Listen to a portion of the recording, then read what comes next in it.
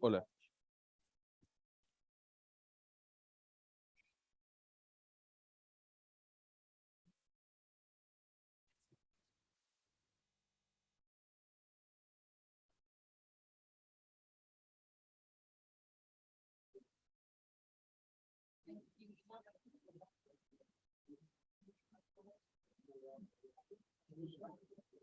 All right, please, I'm going to start right now. So, all right, the presentation I will do in Spanish, all right? Bueno, muy buenas tardes a todos. Espero que estén muy bien y espero que estén disfrutando de los eventos que como organización hemos organizado con la colaboración de la universidad. Este es un día muy importante para nosotros, tanto para los que estudiamos economía como para los que nos enseñan economía, porque no todo el día, perdón, no todos los días tenemos la oportunidad de tener presente a alguien que ha contribuido tan significativamente a la economía y al mundo que nosotros estudiamos. Y el señor Stiglitz, profesor Stiglitz, no solamente va a participar en este evento, sino que nos mostrará y nos realizará un análisis crítico de la situación actual del mundo, nos explicará qué es el libre mercado y cómo esto afecta a la economía mundial. Por ende, quiero que le den un gran aplauso al economista y premio Nobel de Economía, Joseph Stiglitz.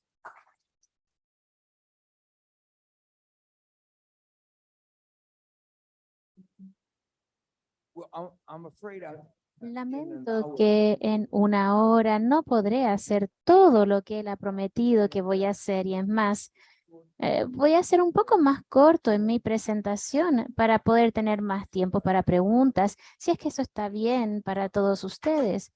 Entonces, lo que me quiero enfocar mi atención es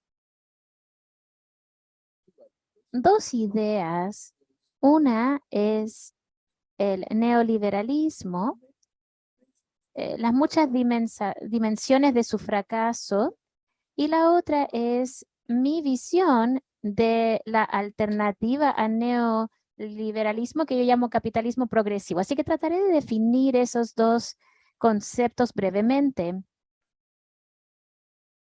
Muchas veces soy mucho más ambicioso en preparar mis charlas que lo que me doy cuenta del tiempo, por lo cual voy a seguramente pasarme varias láminas.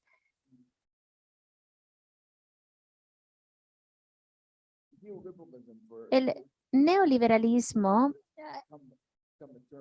se ha convertido en un término muy de moda, tanto en Europa como en Latinoamérica. En Latinoamérica muchas veces se refiere a la influencia de los Chicago Boys y como saben, su presidente, uno de sus grandes campañas, una de sus declaraciones de campaña que yo amaba era: si Chile fuera un lugar donde el neoliberalismo nació, Chile va a ser el lugar donde se va a enterrar. Entonces, una de las razones que estaba tan entusiasmado de poder venir a Chile era para poder ver ese funeral y poder ver cómo sucedía ese entierro.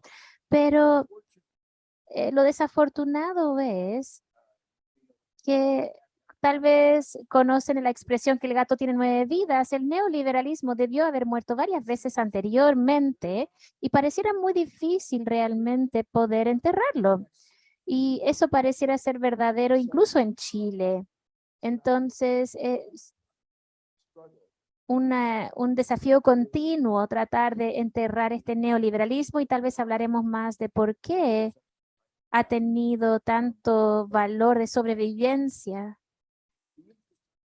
Lo interesante, un aspecto interesante de esto, de esta discusión global, es que en Estados Unidos, finalmente, yo diría que en los últimos 2 o 3 años, lot of discussion ha habido mucha about discusión en cuanto al final del neoliberalismo en la exportación. one of the bad Fue export una de las malas exportaciones de Estados Unidos, deberíamos de disculparnos de exportar estas ideas de Chicago al resto del mundo. Yo pido disculpas por ellos, pero so finally the United States finalmente Estados Unidos es el comienzo de una discusión de cómo se ve el mundo después del final del neoliberalismo, lo cual ha sido un gran tema de discusión e investigación. what has happened Entonces, ¿qué ha pasado en los últimos, a ver, déjenme ver aquí, in years en los últimos años, los últimos 20 años, bit of a shock ha sido un poco un shock para el neoliberalismo, de que era un conjunto de ideas que each of the monetary ibas a la economía, desregularizabas, abrías la economía a intercambio libre, el comercio libre, privatizabas. Había un paquete de ideas basado en la noción de que los mercados eran eficientes. Olviden la justicia o ser justo, no era parte de la agenda, pero la eficiencia sí lo era.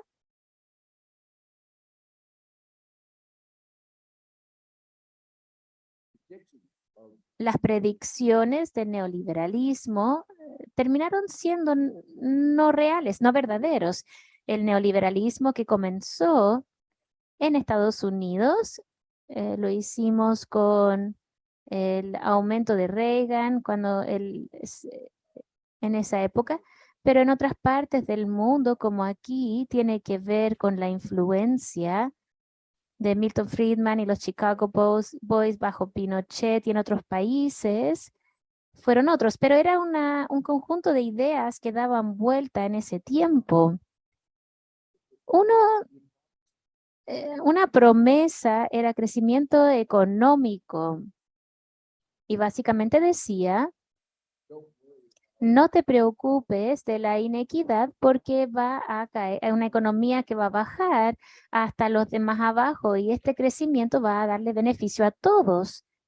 Y aunque los pobres smaller fraction tengan una fracción menor de la sociedad, is so much bigger that el pie es tan grande, la torta es tan grande que cada uno va a tener una torta más grande. Y resultó que no fue verdad. El mundo resultó ser mucho más inestable, más ineficiente, el crecimiento fue más lento y cuando sucedía crecimiento todo iba a la parte superior. Aquí pueden ver parte de esto en Europa y Estados Unidos.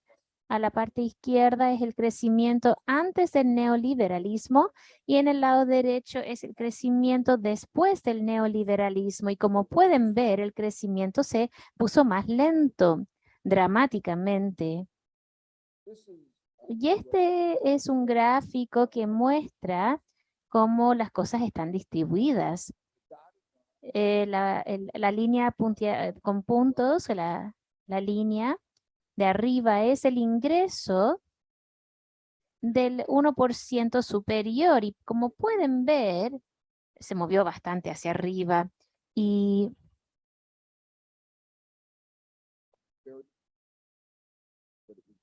unambiguously moving way up.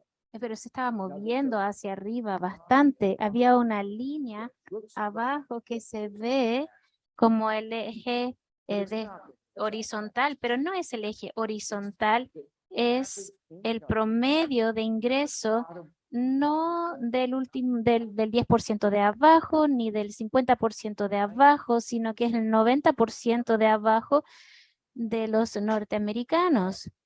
see about that. Eh, ¿Qué ven en esto? Entonces, It looks like a horizontal. parece un eje horizontal. And if you Y have a si tienes un microscopio, podrías ver que se mueve hacia arriba, pero requiere un microscopio poder ver que se movió hacia arriba. there's an Y hay una expresión statistics. que tiene que ver con mentiras, más mentiras y estadísticas, y seguramente les están enseñando a mentir con estadísticas, pero estos no son mentiras, son los números en crudo, en bruto. No las he procesado, no he hecho nada, simplemente las ingresé. Y esto muestra una imagen bastante dramática que, aunque la mayoría de los norteamericanos no han visto aumento en sus ingresos en muchísimo tiempo, esos los que están en el primer 1%, sí lo han visto. Entonces, cuando ven que Estados Unidos es un país muy próspero, es un poco debatible. Si tú estás con los padres, si escogiste los padres adecuados o los padres correctos, vas a estar en ese 1% y te va a ir muy bien. Pero si tú cometes un error, y esto es muy importante, no te equivoques en escoger a los padres incorrectos, porque si no vas a estar en esa línea inferior, en ese inferior de 90% y tus prospectos no se ven tan bien. Actually, En realidad es aún peor si miras el rango real en la parte inferior en Estados Unidos. Hoy son más bajos que lo que eran hace 65 años atrás. Lo que eso significa es que por 65 años no ha habido un aumento de sueldo para aquellos trabajadores sin habilidades en la parte inferior. Y esto está ajustado por la inflación. Entonces, en términos reales, no han tenido un aumento en 65 años. Entonces, todos hablan acerca del que la economía americana funciona. Bueno, pero sí funciona para la parte superior, pero no ha estado funcionando para una gran fracción de la población. Yo les puedo dar muchísimas más estadísticas acerca de la expectativa de vida. Ha estado en baja. Antes de la pandemia era más baja que hace muchos años antes que eso, y ahora con la pandemia es aún más baja. and Y statistics that have algunas de las estadísticas que han salido son horrendas. Si tú miras en términos de relación, el promedio de expectativa de vida de un norteamericano indígena son mayor que en cualquier país en el hemisferio oeste, a excepción de Haití. average in the United States. El promedio de Estados Unidos es menor a cualquiera otro de los países avanzados, entonces el ingreso no se transforma en el bienestar general. Una de las cosas interesantes Is about neoliberalism. en cuanto al neoliberalismo es que, aunque habló mucho de mercado libre, realmente no era mercado libre y en realidad habían muchas inconsistencias que son clave para muchos temas. Entonces, por ejemplo, la idea del centro de neoliberalismo era, en la escuela de Chicago, una de las ideas era libertad del mercado, pero nosotros déjalo al mercado hasta que necesitemos tu dinero en realidad. Entonces, en 2008, todas estas personas en el mercado financiero que seguían criticando las acciones gubernamentales, dijeron, We'll take your money. Thank you. tomaremos tu dinero, gracias. I was on a phone Yo call estaba en una llamada telefónica with financial markets. en los mercados financieros colapsaron en septiembre del 2008. Era la mitad de nuestra campaña presidencial. Entonces Bush era presidente, pero estaba a punto de ya no ser presidente y querían tener una política económica que pudiera persistir para Obama, si es que Obama sí fuera presidente. Entonces hicieron una propuesta y después lo discutieron con los demócratas y el presidente Obama se puso al teléfono, habló con una llamada telefónica con Bankers. mayoritariamente banqueros y un par de economistas, y yo era uno de los economistas que estaba en esa llamada. Y para mí, yo estaba disfrutando simplemente ver lo que estaba sucediendo mientras que se colapsaba el sistema bancario. Y lo más interesante, el aspecto más interesante de esa llamada es que uno de los banqueros estaba en conjunto con otros, estaban así haciendo gestos con su cabeza. ¿Y por qué solo 700 mil millones de dólares? No sé, 700 mil millones de dólares es mucho dinero en caso de que no lo sepan. Es mucho dinero. Y eso era lo que Bush había propuesto. Y el punto era que los demócratas deberían dar más y decir, no, daremos más. Y al regresar de Obama, la respuesta de Obama fue, no te preocupes, si necesitas más dinero, hay más dinero ahí. La razón que decimos 7 mil millones es porque si decíamos o que pensábamos que te iban a dar, que era 1 trillón, suena como demasiado. 1 trillón es 10 con, ¿cuántos ceros? Creo que 12 ceros. 12 ceros. Entonces, eso es un número aún mayor. Y todo era relaciones públicas, que vamos a anunciar 7 mil millones, pero si necesitan más dinero, regresen. Y esto es de los banqueros que no creen en subsidios para nadie más, digamos.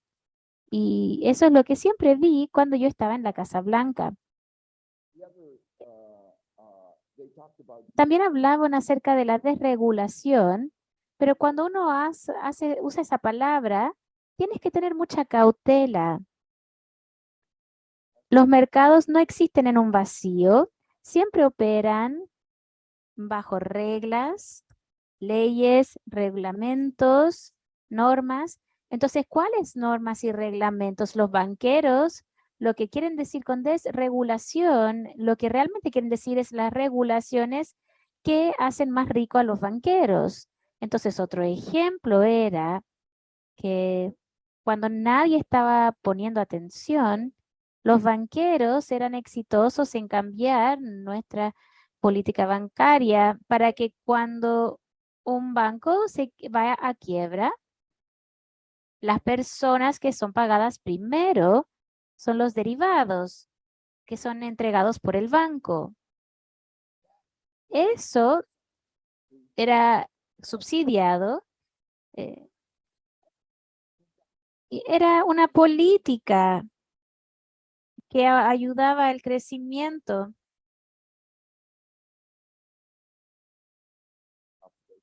Para ver la propagación en esta crisis.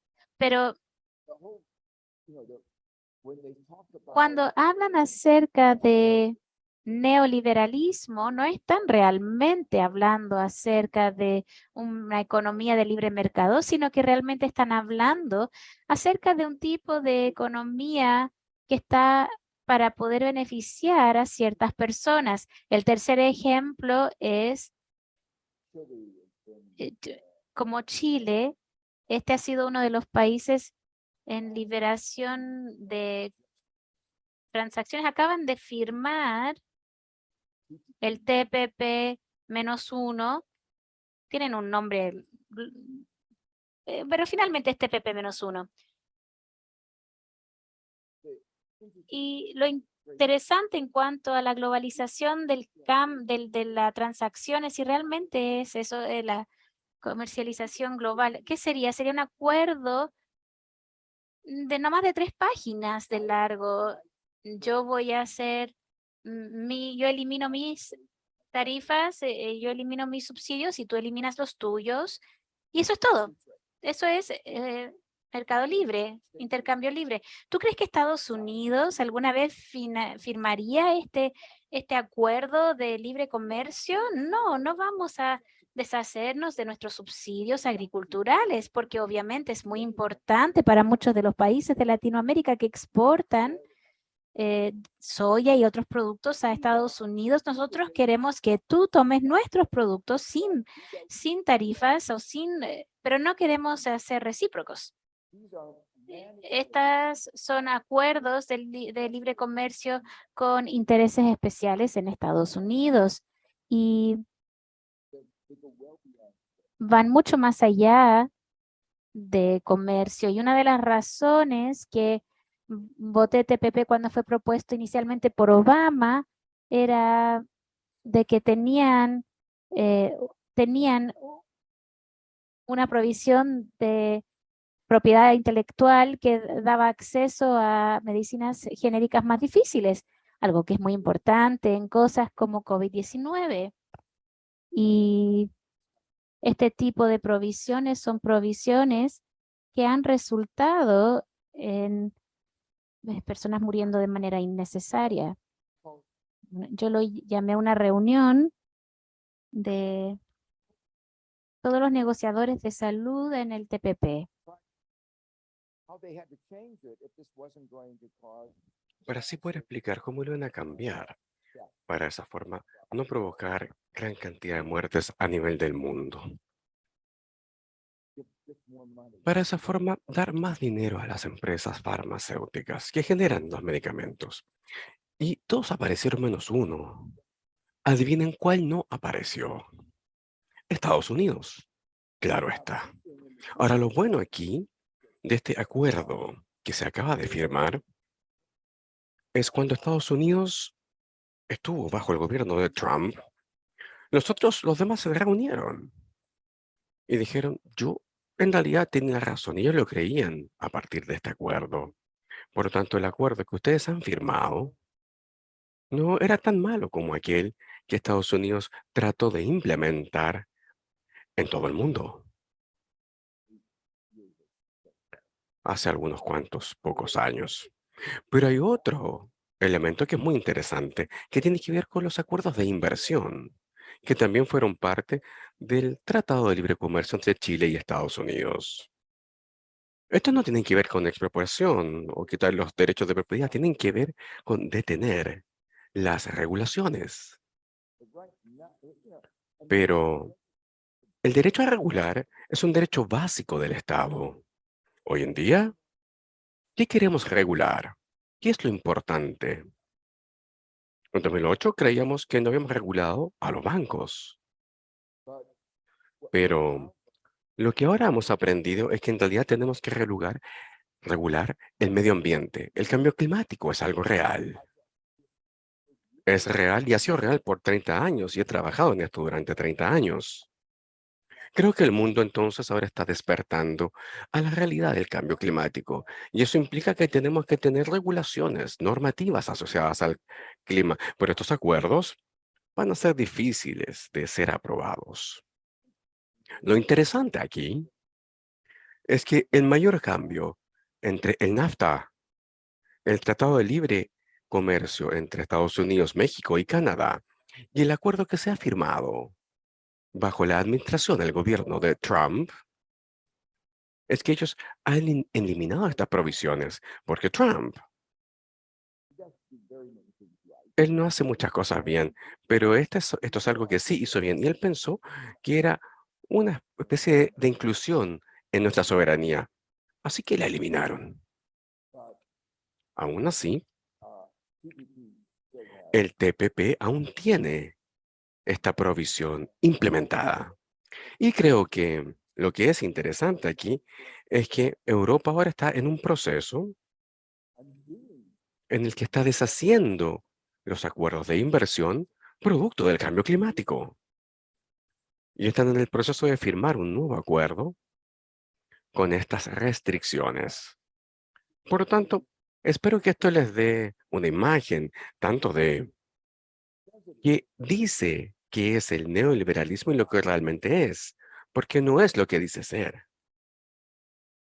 Y el hecho aquí es que ha fracasado. Y ha fracasado es algo tan obvio a estas alturas, en lo que respecta a generar más inequidad, falta de resiliencia.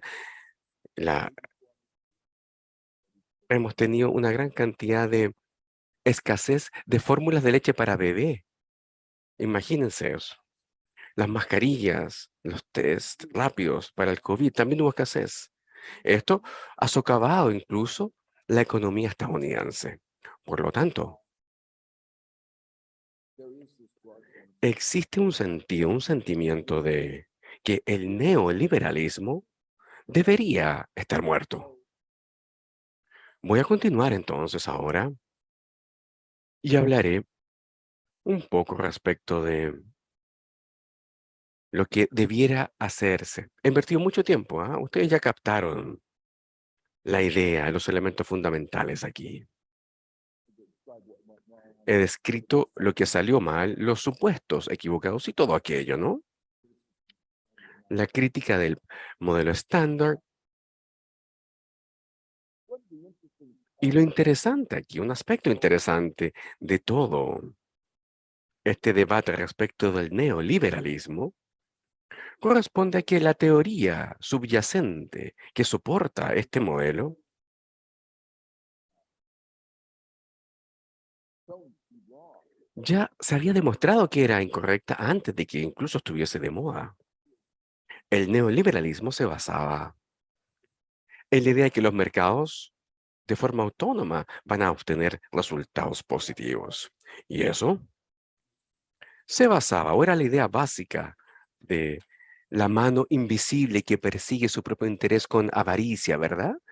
Este mano invisible que es benefactora de la humanidad o de la sociedad. Uno de los resultados en mi investigación fue que la razón de por qué esta mano invisible es invisible es porque nunca estuvo ahí. Vale decir que los mercados nunca fueron eficientes.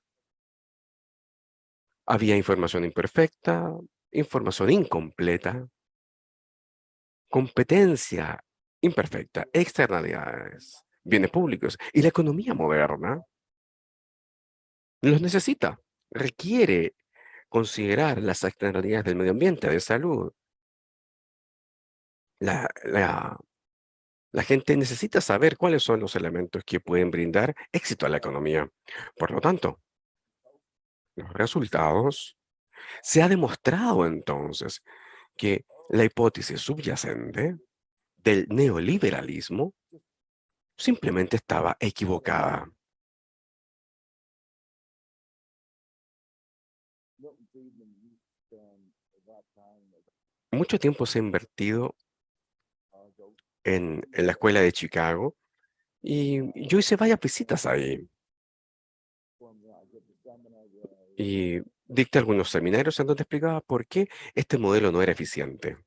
Y ellos me decían, estás equivocado. Yo diría entonces que, bueno, ¿me podrías explicar dónde en mis supuestos yo he cometido un error? ¿Dónde en mi análisis estoy equivocado?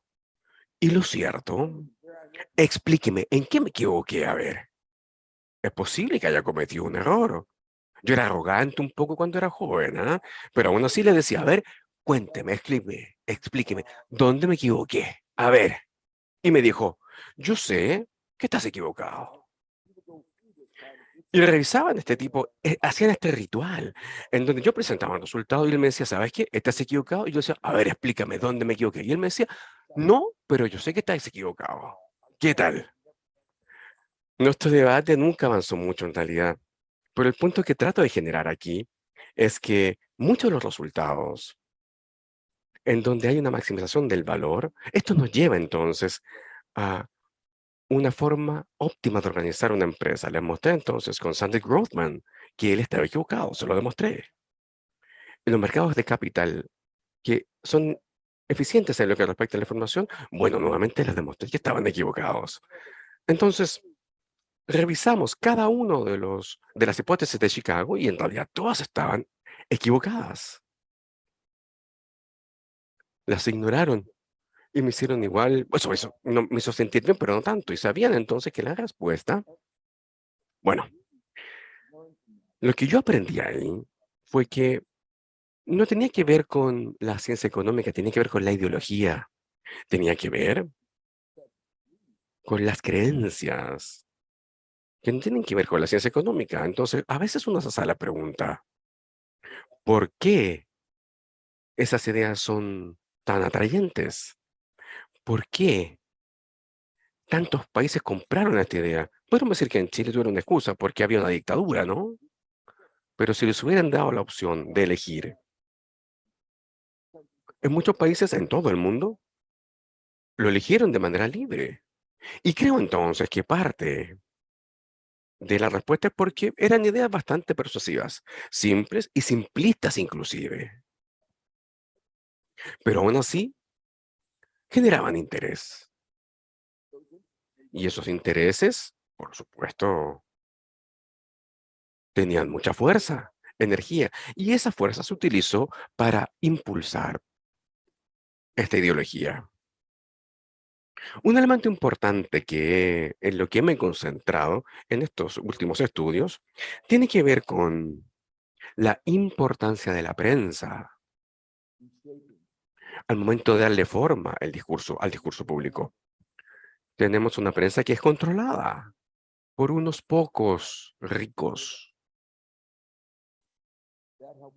que ayudan a darle forma al discurso público y también a la comprensión pública de por qué tenemos que pensar mucho más respecto de cómo crear más independencia, diversidad. Hay que pensar en cómo creamos mejores instituciones que puedan verificar y ratificar lo que la prensa hasta cierto punto está postulando. Bien, eso nos lleva nuevamente al neoliberalismo. Hablemos de cuál es mi postura respecto a la alternativa, que yo llamo el capitalismo progresivo. A veces, cuando doy esta charla, hablo trato de revigorizar la socialdemocracia.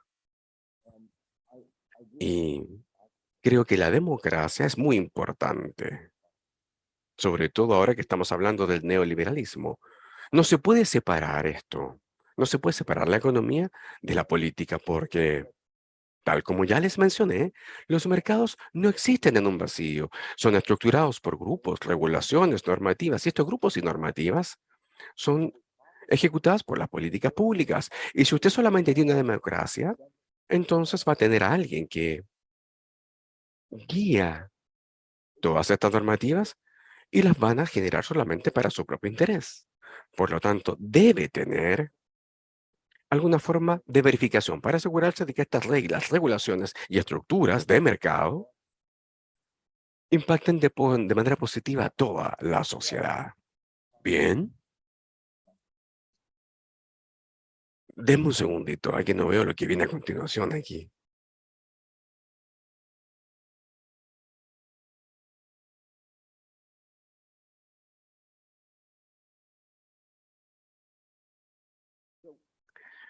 Entonces,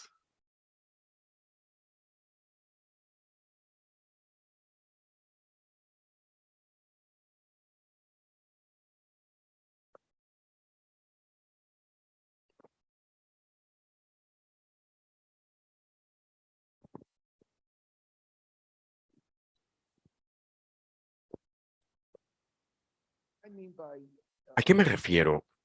sometimes we simplify Porque a veces and tenemos luchas simples. Tenemos que hablar market. de los mercados versus los gobiernos.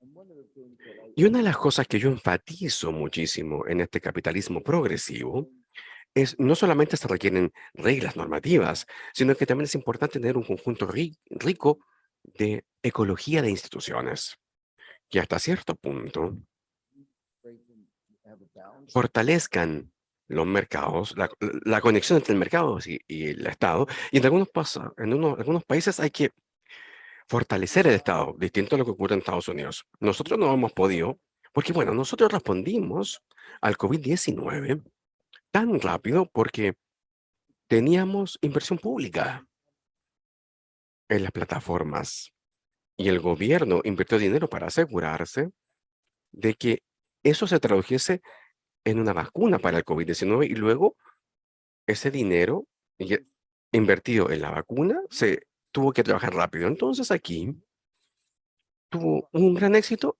para nuestra sociedad porque pudimos responder a este patógeno de manera tan rápida, pero fue producto de los gobiernos también. Pfizer nunca lo hubiese hecho solo. Pfizer hizo un escándalo respecto del rol que tenía, o hicieron aspavientos del rol que tuvieron, se vanagloriaron, pero con la inversión sin la inversión del Estado no habrían podido lograrlo. Entonces, el Estado debe, si el Estado se hubiese detenido, hubiésemos tenido una inversión más grande que la Gran Depresión. El COVID-19 mostró la importancia del Estado.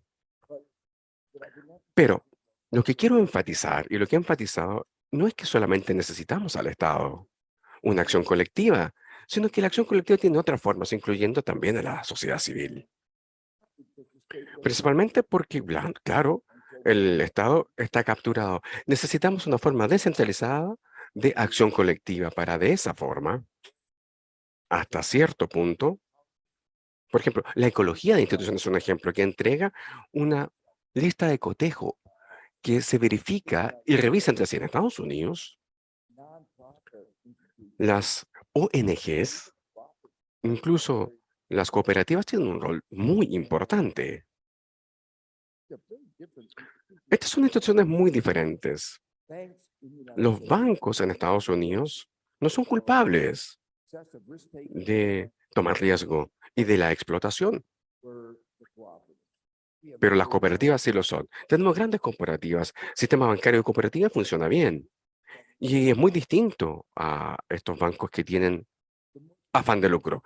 Las universidades más importantes, la mayoría de las universidades más importantes, no todas, porque tenemos algunas universidades estatales como la de California, Wisconsin, Illinois, etcétera, pero muchas de las otras instituciones, como por ejemplo Harvard, Columbia, Princeton, Stanford, no tienen fin de lucro. No son estatales, pero son sin fines de lucro.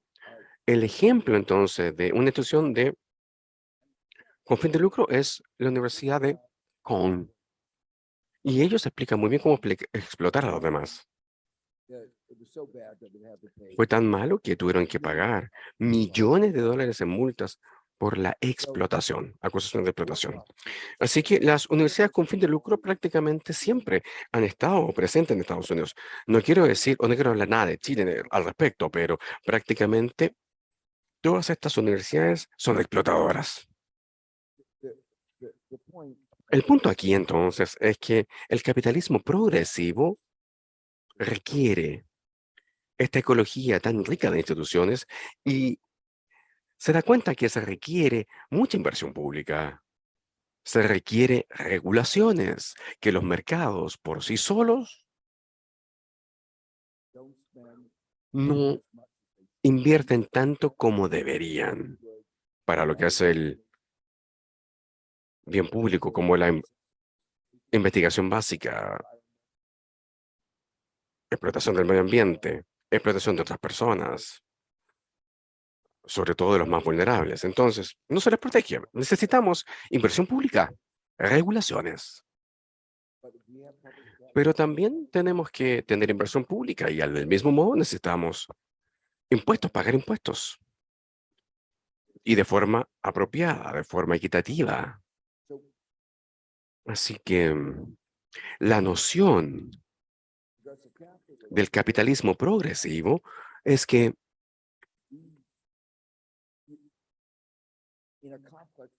en un mundo complejo como el mundo en el que vivimos, tenemos que descentralizar. El concepto antiguo de la planificación central no funciona. La información que se requiere para regir o regular una sociedad compleja nunca puede estar solamente en una canasta. Necesitamos tener distintas canastas, descentralizar.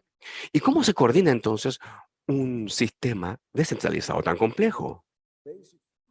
Y la noción básica del capitalismo progresivo es que los precios son importantes, pero no pueden estar desregulados, tienen que ser regulados. Y el sector privado tiene que complementarse con estas otras instituciones que ya he descrito.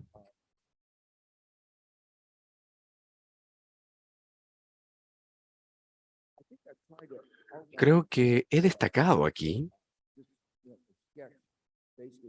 he hecho un bosquejo de mi visión de lo que es el capitalismo progresivo. Hay algo más que quiero agregar, que tiene que ver, porque para Estados Unidos es importante lo siguiente, y esto tiene que ver con la noción de lo que llamo la opción pública.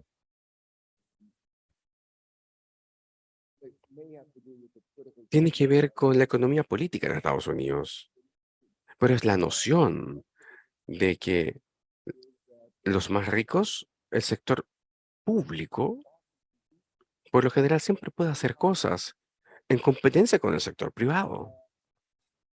Y en algunos casos lo puede hacer inclusive mejor. Y en ese caso, tendríamos que dejar que lo hagan mejor. Y en algunos otros casos, quizás no lo hace tan bien. Pero bueno, dejemos que el sector privado lo haga entonces. Pero tener la opción de que el sector público establezca políticas que son opcionales, eso da más opciones, más competencia, más vigor a la economía. Lo tendría que haber mencionado, ¿ah? Una de las cosas que hemos descubierto entonces es que no vivimos en una economía competitiva y cada vez es menos competitiva. Se han escrito muchos libros, incluso yo he escrito, respecto de cómo no existe, ha habido una disminución en la economía en los últimos 40 años.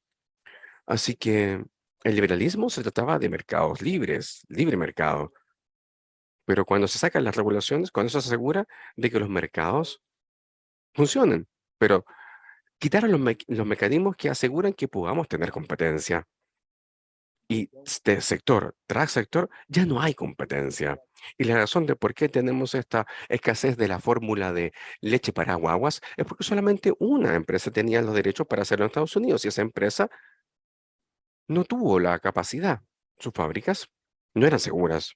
Producían esta fórmula de leche de bebé que no era segura para los bebés. Imagínense, así que cerraron la fábrica y hubo una gran escasez.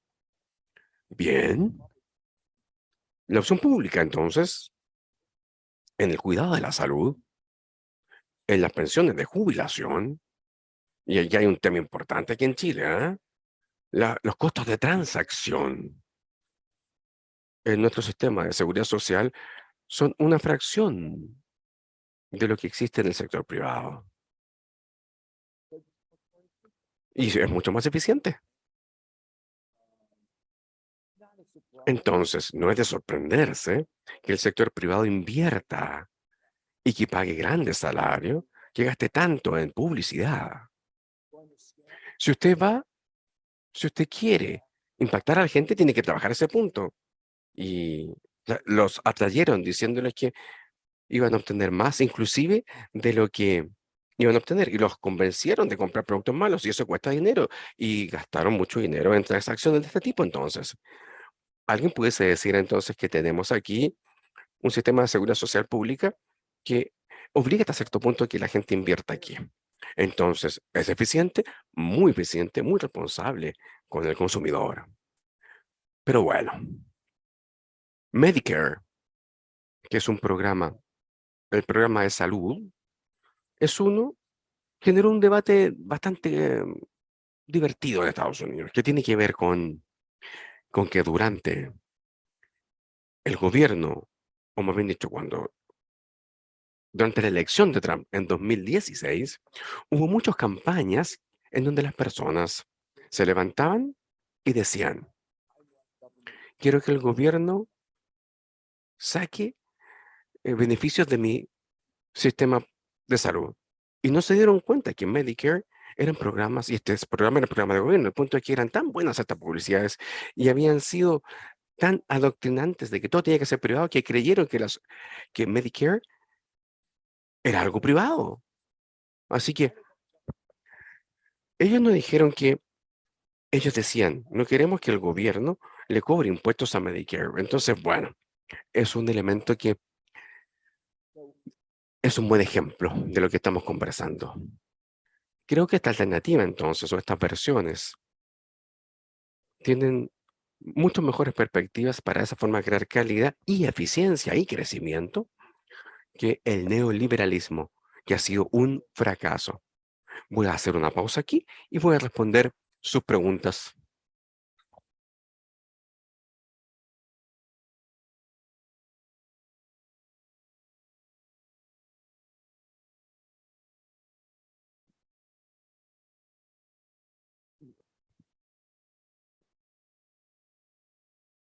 Okay, now Muy it's time bien. for questions. Ahora You es have any tiempo de question? preguntas. Si Una tienen pregunta, alguna, conversación. if you have any question, Pueden hacerlo. intervention, you can do it now. We will take the microphone to your seat. Any question? Yes, we see one further back.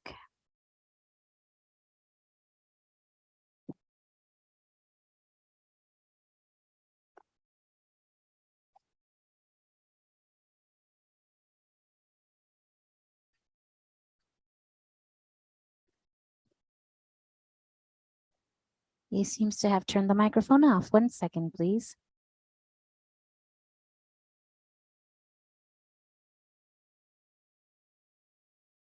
Hello. Hola. Sí, entonces, primero que todo, muchas gracias por estar aquí. Yo creo que como cientista político y economista he leído miles de papeles que te incluyen.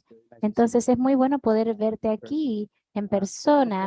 Y segundo, quisiera preguntar, para poder reformar la economía global, ¿qué crees que sea el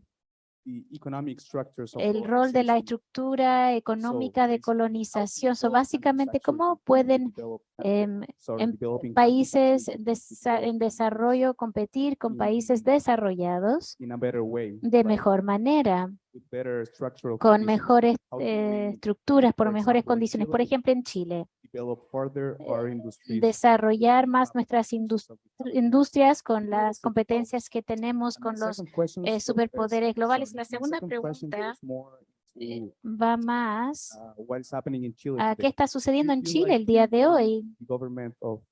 ¿Sientes como que el gobierno del presidente Boric esté más o menos alineado con tu idea de capitalismo progresivo? Gracias. Déjame contestar la segunda primero. Sí, más o menos están alineados. Él tiene un desafío muy grande porque tiene un Congreso que no siempre está de acuerdo con él, en especial con él. Entonces, la política, tienes que lidiar con los procesos políticos de convencer a personas y siempre está con la interpretación de las elecciones, también con el plebiscito. Y bueno, yo podría hablar de esto en términos del presidente Biden. Yo creo que el presidente Biden es exitoso, pero solo ha hecho una fracción de lo que le gustaría hacer. Hemos visto un proyecto para mantener la economía andando durante la COVID, una de industrialización, una de energías limpias y otras más, algunas que reduce costos de salud. Veteranos también, hemos hecho una gran cantidad en un ambiente político bastante complejo, pero no está ni cercano a lo que él aspiraba a poder hacer. Y eso es solo la dificultad de la política y tratar de persuadir, pero sí creo que debido a que hemos tenido mucha discusión de estas ideas, que como la importancia del medio ambiente ha causado que la idea de lidiar con el cambio climático sea mucho más posible. No habíamos tenido eso si no hubiésemos trabajado tan duro en esto por mucho tiempo, no hubiese sido posible. The first question about La primera pregunta en cuanto a how do small cómo countries los países más pequeños deal with the pueden enfrentar o abordar el ambiente global que muchos no lo controlan. Entonces, yo creo que hay dos comentarios generales. Lo primero es que tiene que haber más developing countries and emerging markets. en otras palabras, tienen Any single country cualquier país en particular, Chile o una economía más grande, no tiene mucha voz. when they act Pero cuando actúan de manera colectiva, yo creo que tienen más voz. Definitivamente más voz que cuando no actúan de manera colectiva, en conjunto. Y yo creo que eso es lo primero que necesita ver, más cohesión y reconociendo las maneras que los sistemas internacionales están inclinados y tratando de cambiar algunas de las reglas internacionales que lo inclinan hacia los eventos, hacia los otros países. second thing is Entonces, lo segundo es que los países pequeños tienen una gran ventaja porque lo único que necesitan que necesitan encontrar es un par de nichos donde pueden hacer las cosas bien. take Sweden, Por ejemplo, Suecia. it doesn't No difficult for sería difícil que Suecia pudiera competir directamente Google en contra de Google o cualquiera de los gigantes tecnológicos. Sin embargo, han sido muy exitosos con Spotify figured out y con otras cosas. Han averiguado cómo poder hacer mucha innovación insert themselves e insertarse en la economía global de manera con muchas ganancias. Y eso mucho tiene que ver con muchas utilidades. Y eso tiene que ver con mucho capital humano, entender la tecnología, innovación. Entonces, una de las ventajas the world we live del mundo en el que vivimos con el Internet es que las distancias se han encogido para varios productos. and Y that gives eso entrega a los países más pequeños, en particular aquellos más distantes, una oportunidad, una serie de oportunidades que antes no tenían. Martin, ¿querrás decir algo tú? ¿No? No, ok, muy bien. ¿Otra pregunta? Muchas gracias por estar aquí y por presentar tus ideas. Me gustaría regresar al punto que acabas de hacer acerca de relaciones internacionales, ir un poco más allá o desde el otro punto de vista. Yo soy de la Unión Europea. Estoy estudiando aquí, pensando constantemente en cómo crear relaciones internacionales, como por ejemplo entre la Unión Europea y Estados Unidos o en países más desarrollados, con regiones como Latinoamérica, por otro lado.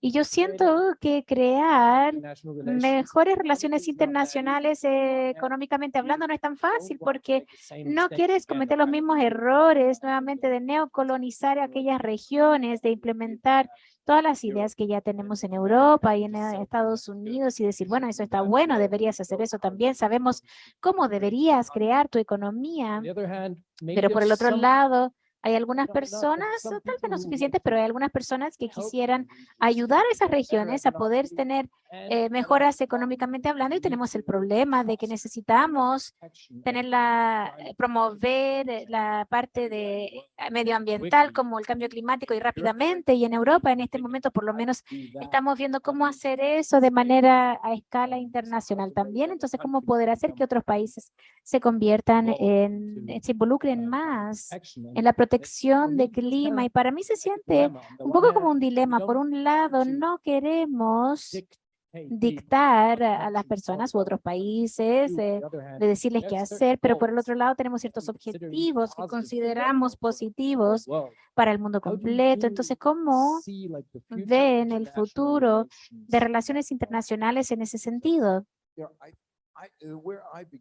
Donde yo comenzaría es primero, debido a que compartimos un solo planeta, tenemos que, debido a que compartimos un solo planeta, debemos resolver problemas en común de ese planeta. Entonces, el cambio climático es uno, la salud global es otra, y está en el interés de todos poder hacerlo y hacerlo bien.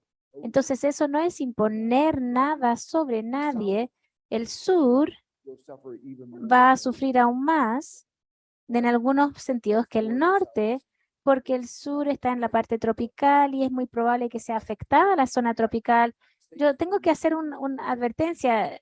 Hemos perdido 2% del PIB anual debido al cambio climático y ¿por qué no hacen más? Es una tontera porque en términos de propiedades físicas estamos perdiendo mucho año tras año. Si tú miras los diarios, los incendios, huracanes, las inundaciones, es increíble de que aún somos los más resistentes para hacer algo en cuanto a esto. Para mí es increíble, pero el primer punto es que no es imperialismo, no es colonialismo, sino que compartes un plan y tienes que abordar los problemas. Y es importante en particular para Europa y Estados Unidos reconocer esto porque la mayor cantidad de las emisiones el día de hoy vienen del sur global, de aquellos países emergentes y en desarrollo. Entonces, no importa qué tan virtuoso sea Europa, no va a resolver el problema climático a menos que esté trabajando en conjunto con el sur global. Y una de las cosas es trabajar con el sur para poder crear sus propias instituciones, sus propias maneras de hacer las cosas, de poder enfrentar esto. Y yo me siento casi orgulloso de lo siguiente, de que yo trabajo con Brasil, Rusia, en los días en que Rusia estaba bien, obviamente, India, China y Sudáfrica para poder crear un nuevo banco de desarrollo que estuviera enfocado en prestar para el clima. Y él fue creado a través del banco y prestando millones de dólares anuales para estos proyectos, a estos mercados emergentes y en desarrollo por el clima. Entonces, es su propia institución y ayudamos con esa idea y son los que ayudaron en esa idea, pero ayudamos a facilitar ese proceso. Entonces, eso para mí pareciera ser clave. Y lo segundo es tratar de reconocer en nuestros propios países las complejidades de las fuerzas políticas que están en juego. Y supongo que yo he estado, desde que comencé con mi trabajo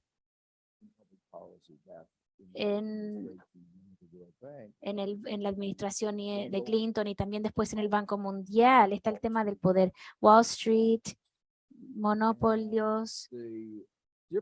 Y la diferencia entre lo que está en el interés del pueblo americano, norteamericano, y en la tesorería de Estados Unidos, eso era lo que constantemente tenía que pelear.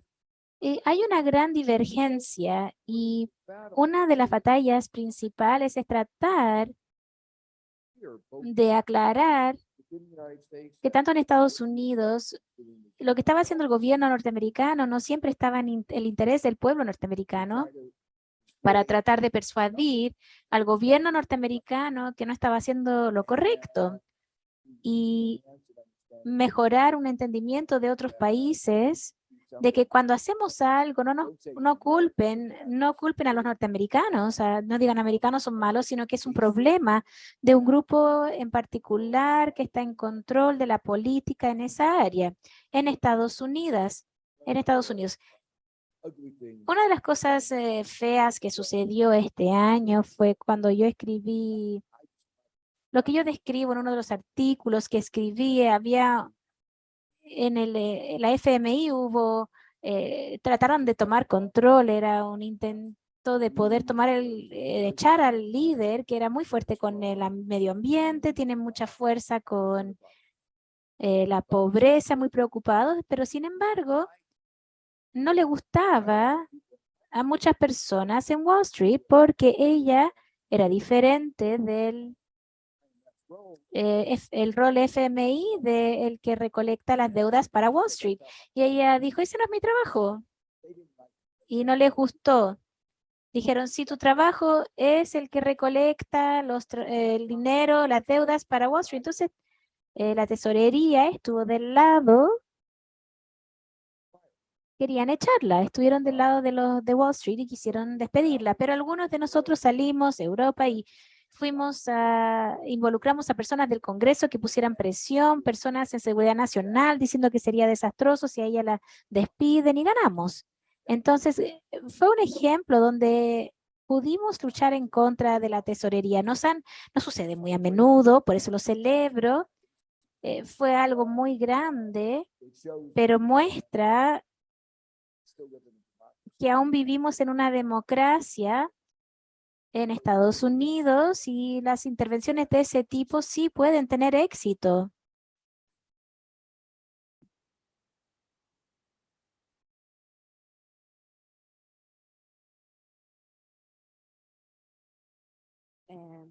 Hi. Hola, Such a fan, so thank you for soy being una here. fan, así que muchas gracias por estar aquí. So I have two questions, but Tengo dos preguntas, pero solo voy a preguntar as una, this is an ya que esto critical academic es congress, un congreso I crítico want to académico. know, Quisiera saber what can be made in order to qué se puede have hacer more pluralist para economic tener academia. academia Because all of pluralista what you are económicamente saying, hablando, I porque find lo it que tú fantastic. dices lo encuentro However, it's fantástico, not sin the embargo, mainstream. no es It's not lo what they común, teach no the es lo que students nos enseñan aquí y no es economics. lo que hay en The school is going to be ninguna escuela taught. So económica va a I want to enseñar esto, por lo your cual yo view. quisiera saber tu visión en cuanto a eso. Yeah, that's a good question. Es una muy buena pregunta y Obviously, obviamente yo creo que mis ideas deberían enseñarse más, obviamente, but pero déjenme ponerlo de la siguiente manera. an optimistic note. Things are much better Una now. nota optimista. Las cosas están mejores ahora que de lo que antes eran. The way I La manera en que yo terminé haciendo este tipo de investigación que yo hago era cuando yo era estudiante we were taught universitario, nos enseñaron el modelo de equilibrio competitivo estandarizado, era lo único que había. listened to Y it. yo escuchaba eso y yo crecí en Indiana, que es como más campo, marcado por mucha inequidad, trabajadores, Racial discrimination. mucha discriminación racial, todo lo que te puedas imaginar lo teníamos. Era terrible. Contaminación, yo me preocupo en no sé cuántos tiempos de mi vida se quitaron los años por el aire sucio que yo respiraba por 17 años. Mi expectativa de vida bajó. Entonces, yo podría seguir, pero los modelos que me enseñaron no tenían nada que ver con la realidad que yo vi. Lo interesante es que yo creo que para a muchos de los que crecieron en suburbios más de mayor recursos, eso era lo que ellos vivieron en la parte de la nirvana que habíamos expresado previamente. Vivían en ese 1% que era, dicen, esto me sirve bien a mí, pero el modelo, nadie siquiera hablaba de inequidad, para nada. Entonces, eso es lo que motivó mucho de mi trabajo. Yo escuchaba y yo miraba los modelos y decía, esto no corresponde a lo que yo veo con mis ojos. Y la pregunta era, ¿qué salió mal? ¿Dónde salió mal? Y cómo lo cambiamos. Y una de las cosas, cuando toman la suposición central, yo enfoco mucho en la información imperfecta. Las personas en Chicago dirían, oh, sabemos que el mundo no tiene información perfecta, pero un mundo en el cual la información no es demasiado imperfecta es aproximadamente bien descrita por un mundo de información imperfecta. Eso era una creencia religiosa, no tenía ciencia que lo respaldara y una de las maneras, una de las cosas que demostré y una de las razones que lo hice, cómo lo hice, era para demostrar que aún Epsilon, la parte, eso cambió todo, la imperfección de la información cambió todo. Yo sabía que había muchas suposiciones erróneas, racionales, economías, pero mi mi estrategia de investigación era para mostrar que si tomas todas las suposiciones y cambias cosas de tal manera que es muy factible, cambia los resultados. Otro ejemplo en el cual he estado trabajando más recientemente es en los modelos con expectativas racionales en la cual todo se converge de manera fluida. Cambié una suposición que es que las personas viven vidas finitas, o sea, sin fin.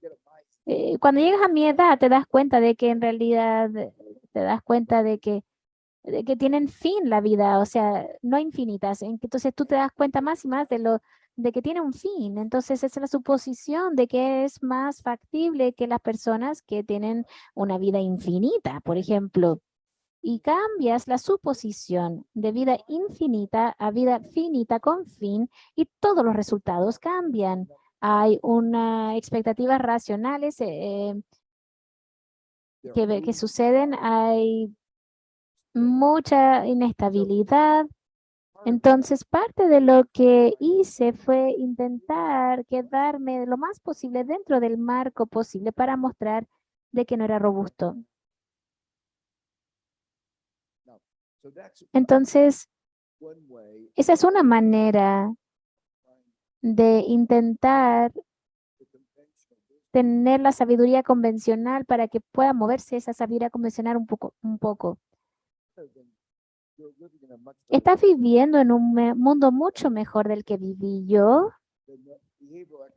La economía de comportamiento también es mucho más aceptada y nuevamente comenzó con personas diciendo, bueno, ¿qué sucede si hay costo de proceso de información? Y después tú dices, bueno, entonces no se comportan.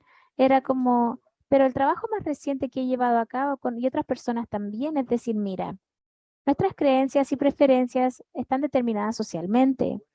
¿Qué sucede? Nosotros somos una ciencia social y una de mis críticas de macroestándares, empezar con el Robinson Crusoe.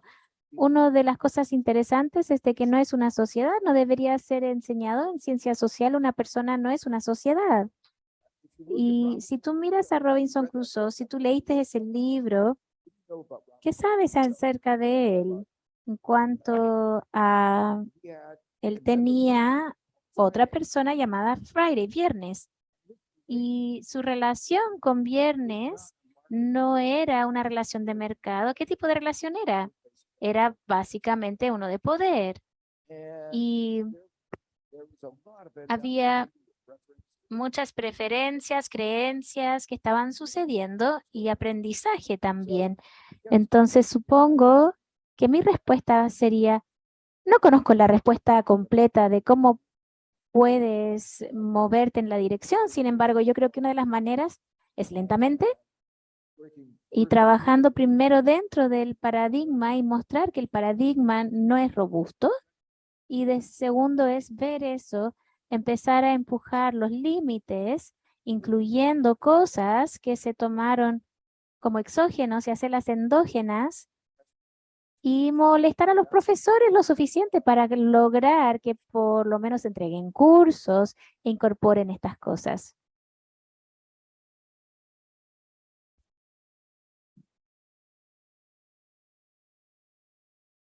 Well, as a Congress, we want Muy to bien, como thank you Congreso for your queremos presentation, agradecerle for su your presentación y participation por in su the second part participación of en Life este segundo History of Science. Congreso. It's a really honor, sir. Es un honor para nosotros haber contado con su presencia.